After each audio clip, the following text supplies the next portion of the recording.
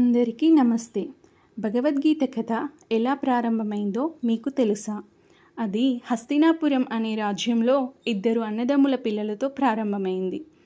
అసలు కథ ఏంటి అంటే, చాలా కాలం క్రితం హస్తినాపురం అనే అందమైన రాజ్యంలో ఒక రాజకుటుంబం ఉండేది. ఆ కుటుంబంలో 2 గుంపుల పిల్లలు ఉండేవారు.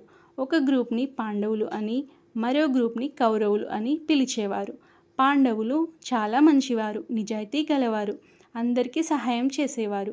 కౌరవులు కూడా చాలా శక్తివంతులు, కానీ పాండవులపై అసూయపడేవారు.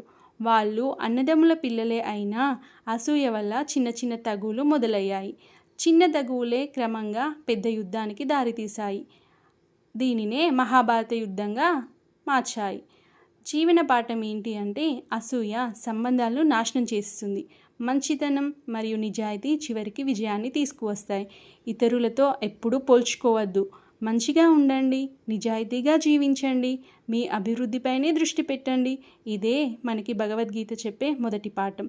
భగవద్గీతలోని మరిన్ని జీవన పాఠాలు తెలుసుకోవాలంటే మా ఛానల్ని ఫాలో అవ్వండి. నెక్స్ట్ ఎపిసోడ్లో మళ్ళీ కలుద్దాం. అప్పటి వరకు కొత్త విషయాలు నేర్చుకుంటూ చిరునవ్వుతో ఉండండి. జై శ్రీకృష్ణ.